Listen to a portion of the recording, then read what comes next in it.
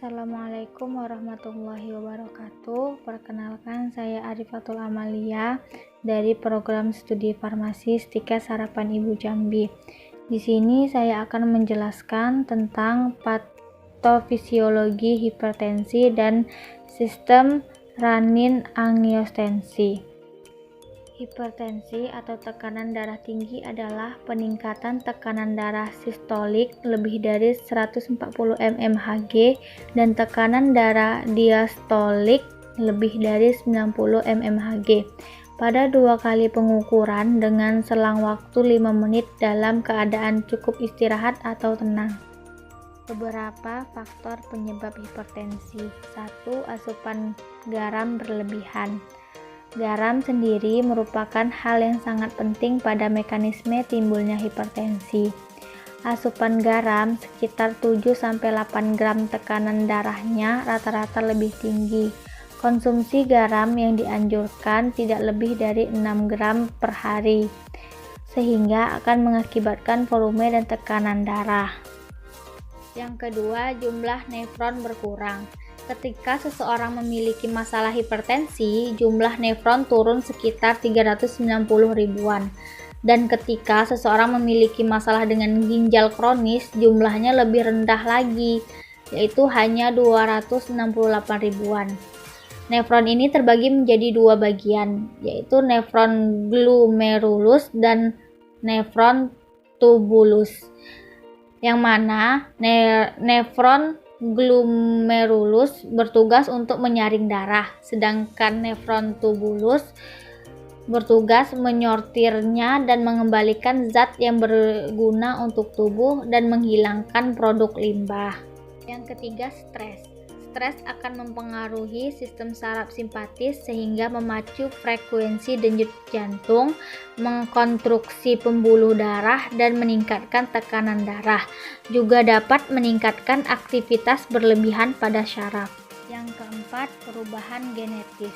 Perubahan genetis ini menyebabkan perubahan membran, di mana perubahan membran sel ini dapat mengakibatkan konstruksi fungsional dan hipertrofis struktur. Yang kelima, obesitas, yang mana makin besar massa tubuh, maka makin banyak darah yang dibutuhkan untuk memasok oksigen dan makanan ke jaringan tubuh.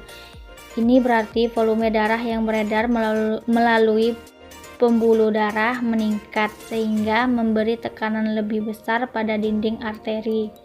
Pada obesitas ini, ginjal bekerja lebih keras sehingga dapat menyebabkan terjadinya tekanan darah. Yang keenam, bahan-bahan yang berasal dari endotel. Bahan-bahan yang berasal dari endotel dapat menyebabkan hipertrofi struktural. Dari faktor-faktor penyebab hipertensi tersebut dapat disimpulkan bahwa tekanan darah sama dengan curah jantung dikali tahanan perifer.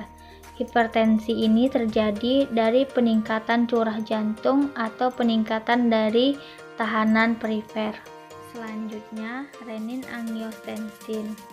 Enzim renin merupakan enzim yang dihasilkan oleh sel-sel khusus di ginjal. Fungsi enzim renin adalah untuk meningkatkan tekanan darah. Selain itu, enzim renin juga biasanya diperiksa untuk menilai apakah terdapat gangguan pada fungsi ginjal. Di dalam tubuh, enzim renin tidak bekerja sendiri. Untuk mengatur tekanan darah, enzim renin bekerja dengan hormon aldosteron dan angiotensin, lalu membentuk suatu sistem yang dinamakan renin-angiotensin-aldosteron system.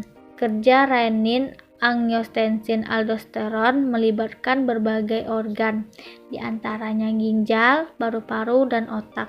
Ketika tekanan darah di dalam tubuh menurun, sel-sel khusus di ginjal akan mendeteksi kondisi tersebut, kemudian merespon dengan mengeluarkan enzim renin ke aliran darah.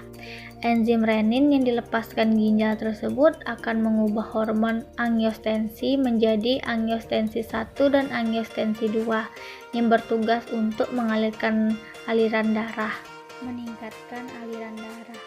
Tujuannya adalah untuk memperbaiki sirkulasi darah agar oksigen dan nutrisi dapat tersalurkan ke seluruh tubuh.